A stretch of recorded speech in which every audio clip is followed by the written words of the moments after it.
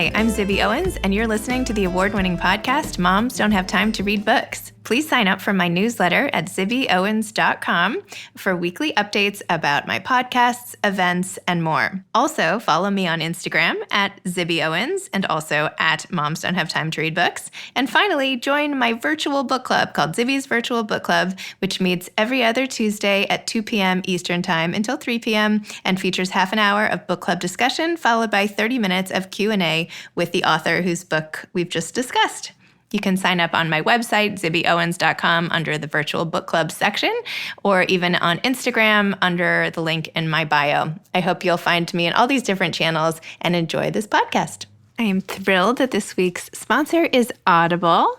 Audible, if you don't know, is the leading provider of spoken word entertainment and audiobooks, ranging from bestsellers to celebrity memoirs, news, business, and self-development. Every month, members get 1 credit to pick any title, 2 Audible originals from a monthly selection, access to daily news digests, and guided meditation programs. They also have everything like stories.audible.com, Audible Sleep. They have expanded Audible originals. I recently did an Instagram Live with Cheryl Strayed about her Amazon original story called This Telling, which you should definitely listen to. And it's awesome. It's just great. I use Audible all the time. Every time I take a drive, I download another book, whether it's Jill Biden's book to prepare for her episode or what did I do recently?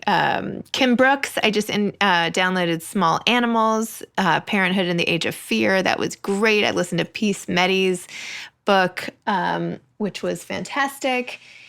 It's called His Only Wife. Anyway, Audible is great. I definitely would not be able to keep up with all the reading that I do without it. And you get to use my special code, audible.com/Zibby.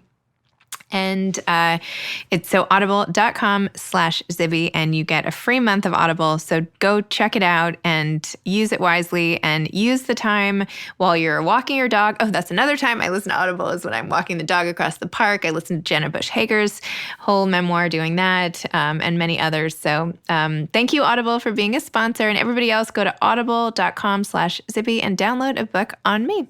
This interview that I did with Brit Bennett is from an event with PEN America. They host virtual authors nights, authors dinners it used to be, and I attended a bunch of them myself before saying, you know what, I would love to just get in there and interview one of these people. So I offered and said, is there any chance I could interview Brit Bennett? And they said yes, and I was so thrilled. And then I read the entire book basically in 2 sittings over the course of a weekend, could not put it down. Was so good.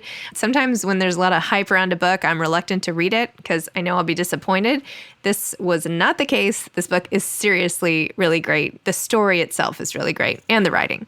So a little bit about Brit. She was born and raised in Southern California. She graduated from Stanford University and later earned her MFA in fiction at the University of Michigan, where she won a Hopwood Award in graduate short fiction. In 2014, she received the Hurston Wright Award for college writers. She is a National Book Foundation 535 honoree, and her debut novel, The Mothers, was a New York Times bestseller. Her second novel, The Vanishing Half, was an instant #1 New York Times bestseller.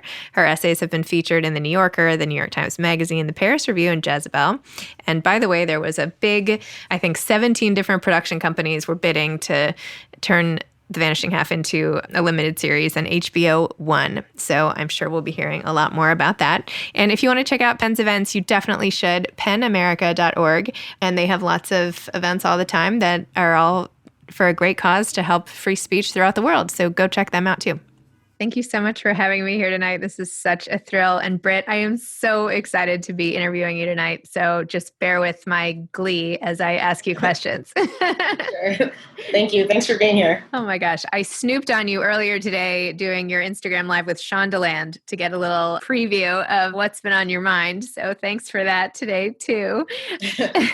I read about how you had asked your mother had told you about this small town, which really was the inspiration for this book. But maybe you could share that story with everybody here and go into more how you took that germ of an idea and translated it into what became one of the most sensational novels I've really read in my entire life.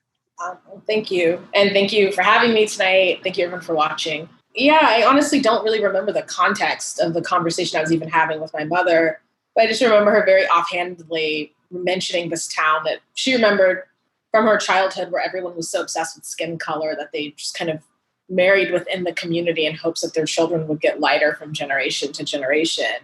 And she said it to me very offhandedly, like it was something that everyone just kind of knows. And it immediately struck me. I think all I remember is just being like, wait, slow down, slow down. Let's go back to that thing that you just said. That's crazy. And it immediately struck me. I just wrote it down in my phone. I have it in my notes when I just jotted down that basic idea. And then at the time I was still kind of finishing up The Mothers, so I didn't really go back to it right away.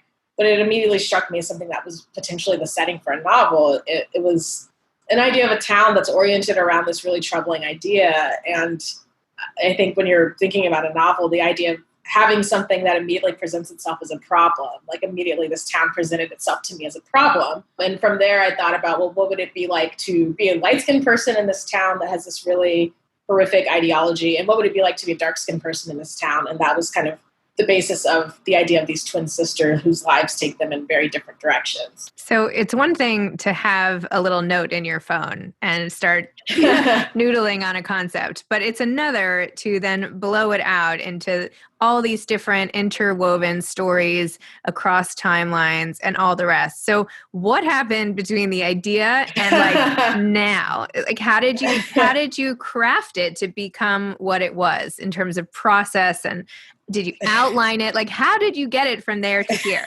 I mean, I talk about it as if this was like a straightforward journey. And of course it totally wasn't. I don't really outline, but I know that it took me, many, many drafts and many years of trying to figure it out. I knew immediately that I was interested in these twin sisters, one who you see at the beginning of the book when she has returned to this town with her dark-skinned child, and the other one who's kind of vanished off into the wind and you don't know what happened to her. So I knew that was the opening of the book. And from there, it was a lot of just kind of trying different things out. I didn't realize originally that I was interested in the lives of the twin sisters' children. I thought originally it would just be like one half of the book would be one sister and the other half of the book would be the other sister, and that would be really nice and neat. And then I realized I was really interested in their children. I was interested in the men in their lives. I was interested in all these other sort of minor characters that really just kind of gripped me because of their own stories about reinvention and transformation that really appealed to me. So it took a lot of trial and error to try to weave all of those stories in a way that was even coherent, let alone hopefully moving and interesting to the reader. Did you use flashcards? Like, I mean, like paint me a picture here. I have to know how you did it because it looks so seamless when you read it, but of course it's not when you do it. So yeah. Did you keep it all in your head? Were you cutting and pasting like crazy? Eventually there were some flashcards, but as far as like the kind of beat by beat of it, honestly, that was, again, it was trial and error, because at first I thought, well, are you going to see, is the first chapter Desiree and then immediately you see Stella? Am I going to delay when you see Stella? That became something I was trying to modulate. And then as far as the daughters, originally I thought the book was going to be chronological. I thought, I'm just going to be moving through time. And then there was always something to me that it felt disjointed. The lives of these women, it didn't feel like they existed in the same timeline, really. So then once I realized that kind of freed me to play around with that timeline and make some other sort of bigger imaginative leaps. So yeah, I mean, there was not a streamlined process at all. There was a lot of frustration, a lot of banging my head against the wall, and fortunately a lot of really great help from my editor, who was just in the trenches with me the whole time trying to help me figure this thing out. Wow, your editor then deserves some sort of medal or something. I don't know. One thing I was struck by in the beginning was how all the characters had left home, like in a pretty dramatic way. Desiree and Stella both left. Jude, that when you go through generations, Jude eventually leaves, and Kennedy eventually leaves, and Reese has left his family, and Early has left his family. And they do so in part to find themselves, but also just to escape, right? And begin again. So I was wondering sort of why you incorporated that theme, and what did you yourself ever leave behind that might have amplified this message in your personal life? Yeah, I have never had as dramatic a departure as all those characters that you just described. All of my leavings have just been, going somewhere for school or just wanting to move or wanting to do something new. But I think I've always been drawn to that idea of leaving home is something I think it's inherently pretty interesting, but I also do associate it so much with change. I think that it can be really hard to change who you are when you're around the same people who have always known you to be one certain way, versus once you've get a little bit of distance, and then you can kind of try out different people and you can sort of play around with who you are in a little bit of a different way. So I think all of these characters experience that similarly. You know, when Stella is growing up in this town, she kind of dabbles with passing. You know, she's tried it before, but it's not something she can really get away with because, you know, she still lives in her mother's house. Like, she can't truly commit to this life as a white woman in a way that she finds herself. She kind of starts to ease into it more once she and her sister go to New Orleans. She can kind of ease more into that life, but then fully commits once she has left her sister behind. And I think that's true of a lot of these characters, that once they gain that physical separation, you can make that kind of mental and emotional separation that is required in order to become a different person or to become the person that you want to be. So is there a piece of yourself that you wanted to change and like reinvent in a new place? Or is there half of yourself you would like to have vanished? I don't know about that, but I do know that, you know, I think in writing this book, I kept thinking about my relationship with my family, which is very close. But at the same time, I think sometimes that closeness can feel sort of claustrophobic. You can feel sometimes kind of trapped into the person, you know. For example, I'm the youngest child in my family, you know, so there is a sense of always kind of being the baby when you're at home, which can be nice sometimes in ways, and other times can be a little bit frustrating. So I think there are things like that of having these roles that you can be, you know, hemmed into. And I'm talking about this in a very kind of, you know, very sort of low stakes way. I think the stakes for all these characters are so much higher of the types of roles that they're trapped into and the ways in which they're trying to break free from them. And the way that they transform is so dramatic, right? Everything that you would think is static becomes fluid, from race to gender to names. I mean, everything is like in flux constantly in this book. And I think that's what's so unique, because you never know who you're getting to know as they get to know themselves. So I wondered if you could just talk a little more about that sense of fluidity, that nothing is stable except perhaps love. Yeah, I mean, I think that was one of the things that really drew me into writing this book. I knew I wanted to write this story that was going to be about passing, but I wanted to write into this kind of literature of passing from my perspective as a 21st century writer. And from my perspective, I think sometimes the sort of most famous passing literature, it kind of essentializes identity in this way. You know, it almost... Sometimes there's something kind of inherently contradictory about those stories, because you have a character who's moving from one category to another, which kind of destabilizes those categories. But at the same time, there's often a way in which, you know, if they are, you know, exposed, it's because, you know, somebody senses that you are Black. They like sense an essentialized Blackness within you that you cannot rid yourself of. And that is what makes you Black, because there's something essentially Black inside you. Like, there are those types of kind of understandings of race. So there are ways in which I think a lot of passing stories can actually be sort of transgressive in one way, but also sort of this kind of very regressive way of thinking about identity, where identity is essentially fixed within you. And I think for myself, I wanted to write against that. You know, I wanted to write against that idea that there's anything essential about these identities, the idea that there's anything stable about them, or that there's anything even clear.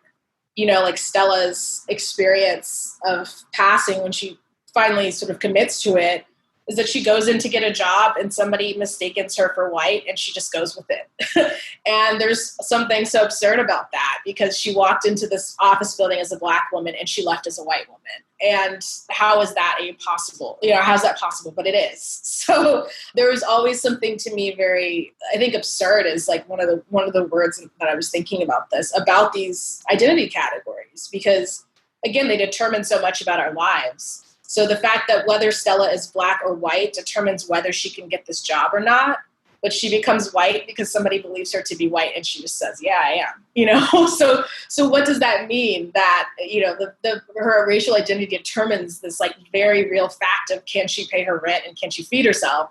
But at the same time, it's so flimsy that she can just easily slip into one category. You know. So to me, it was that contradiction between those two things of the very real implications of all of those categories of race or gender, but also just the flimsiness between them and the ways in which they are permeable in ways that we may not easily assume, but in ways that at least I believe to be true. So you must be asked all these questions about identity and all this stuff all the time. Like this must be like your bread and butter. You must talk about this forever. Does it make you turn a lens like onto yourself to think like, how do I feel about my own identity? Like how important is your race, your gender, your sexuality, like to you as an author and to you as a person? And how did that play into the writing? Is it that you want all that to be fluid? Is it that it's so central to your core of your soul? Tell me about your relationship to your own identity. I mean, that's a really huge question, but I think it's like, again, I guess it's fluid. It's something that's sort of that I don't have like an easy answer towards, because I think there's a lot of ways within this book. I was thinking about ways in which identity and labeling identity can be really important for community formation. For example, when Jude arrives in LA, she becomes friends with a group of drag queens and who have all found community with each other and kind of welcome her into this community. And that's a space that I think, there are ways in which forming those types of spaces around identity can be really life-saving, and really important. But on the flip side, there are also ways in which labels for certain types of identities can be restrictive, and that they can feel like they box you in some way. So I was thinking about that, I think, a lot for the book too, that kind of moving between ways in which any type of labeling can be really liberating and also ways in which it can make you feel trapped, and these characters kind of moving between in a lot of those different ways. So I think on a lot of ways writing the book has caused me, I think more than anything, it's caused me to take a step back when I think when I'm speaking, because one of the things that I thought about in this book is the way in which identity is so much more complicated than our language allows. So a good example of that is just Stella's daughter. I still have not really decided a way to racially identify her. I don't really know what is the accurate way to describe this person who is a daughter of a Black, white passing mother and has a white father and believes herself to be white, but later decide, there's not like a succinct way to describe her. So I think part of it is maybe take a step back and be critical of the language that I use in thinking about identity, and also in the ways in which I make snap judgments about other people's identities, because part of the book is that you just have no way of knowing. Identities are not as clear as we believe them to be. I think that it's true for people too, right? You don't know the core of people's identity on the surface. You don't know what people are going through on the surface. You could pass by them on the street. It's like how the drag queens who you reference, like literally could be somebody completely different, or you could just be going through something really challenging and you just might not know. It's almost like shining an X-ray machine onto everybody. And what would that do to society if we all could actually see inside what was really going on? Maybe everything would be a little better. I hope. I don't know. Maybe. Or much worse. I don't know. Maybe some people don't want to see inside. Yeah, pretty much. In terms of going back to your craft a little bit, because even what you were saying with language, like the way that you were able to tap into different ways of speaking based on all the different characters and just even in so few words, like paint such a picture of what was going on and what someone's personality was like. And then how you had all these cliffhangers. Like I think the scene where the wine bottle drops is like, that's going to be like a Jeopardy question in like 50 years. Like what's the best scene and biggest cliffhanger? In terms of things like that, did you pick those up in your MFA program? Voice and language. And I know we already talked about structure, but cliffhangers and building that suspense, because that's something in this book that was just it's so like propulsive, not to use an overused word, but Yeah. I mean, I don't know. I think for this book, when I start to realize the structure of it was going to be kind of these pieces, that it wasn't necessarily this one continuous narrative, that you were going to have these kind of starts and stops, then I did become interested in the idea of those types of cliffhangers. And I think for that section in particular, that's dead center of the book. So thinking about that middle point of the book or the movie or whatever you're looking at is usually when something big happens. So the idea of that being the moment where the stories start to converge. And something about the bright or the dark red wine on that white carpet was like really memorable to me, at least. And I was thinking about this moment that would convey the shock that this character is experiencing. So I think I thought about it in that way. But I think in general, thinking about the suspense, I think I think of this kind of as a fake mystery story because the mystery is not really where's Stella. That's kind of what feels like the mystery at first maybe is we've got to find Stella. Where did she go? But I tell you where she went. That's not really the journey. The journey is more like what has become of Stella or where's Stella in a kind of more existential way of what happened to Stella. That's more, I think, the kind of the question pulling you through. So I think for me, I think for both of my books, I think the thing that I did take away from my MFA program was this idea of creating suspense by revealing information and instead of withholding it. So for me in the Vanishing Half, from like the opening section, I tell you, this is Desiree, this is Stella, this is kind of what happened to Desiree, this is kind of what happened to Stella, and here is the setup for the whole town. Because I didn't want the question reading the book to just be, well, what happened to Stella? Like, I just wanted to tell you right away, she's living as a white woman somewhere, and we're going to kind of go on after I've given you that information. And so what has this been like for you? I know you already had a New York Times bestseller with The Mothers, which I have to go back and read. And now I'm so excited to have a new thing on my shelf that I can't wait to get into. But you've had such success. I mean, this was like such a blowout hit during such a crazy time of the world. And you must, like, your life must be somewhat different, even if you're in the exact same place, right? Like, how does it feel to you, like, to have had all this happen? Like, you're only 30 or something like that. That's crazy. So what does it feel like that you've been on set on this trajectory and have like 17 studios like bidding over your movie rights? And like, that's just nuts. And what does it feel like to you? I mean, I think exactly what you just described. I think it's been, weirdest year of anybody's life, and certainly been the weirdest year of my life. And I think for me, it was just very strange to kind of swing between these poles of being really excited about things happening with the book, being really horrified by everything else. And also I think the weirdness of experiencing all of this in isolation has been really strange. Just, the talking for the TV rights for the book and having these really intense Hollywood conversations and just being by myself in my apartment, just kind of dealing with all of it. So it's been a weird feeling of feeling both really exposed, but also very alone, and also really excited about the book, and also really devastated by everything else happening in the world. It's been kind of a weird year of swinging between those poles in a lot of different ways. So do you have some amazing work of fiction that's going to come out of this time of the vacillation between the two poles?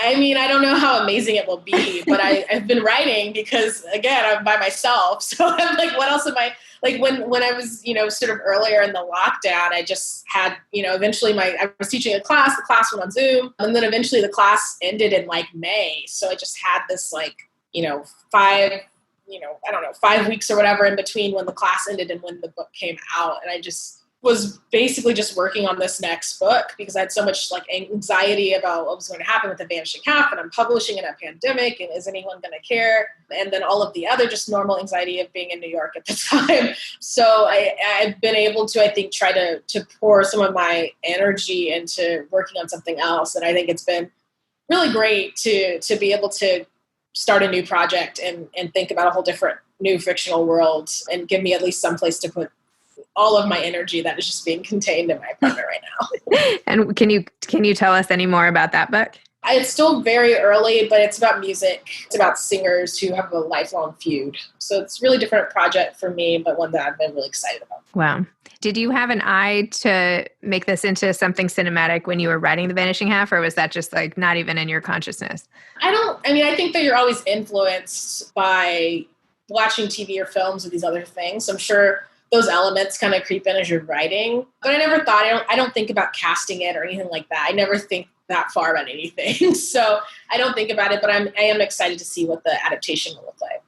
And have you been able to see your family or friends at all? Or have you been have you been walled off completely this whole time? Yeah, I got to go back to California for the summer. So I saw my family and been able to see friends at the park and everything while the weather's still nice. So hoping that we'll hold out for a few more weeks of nice weather before we all retreat into our winters of solitude. Yes, exactly. Do you have any advice to aspiring authors? I think my advice is very basic advice, which is just read everything. I think you learn from things that you like and also from things that you hate. So I think reading widely, and that's not to say read everything like you have to read everything that's ever been written. That's just to say read widely. So I think that's one of my pieces of advice, and just be patient with yourself, because the work will be bad for far longer than it will ever be good.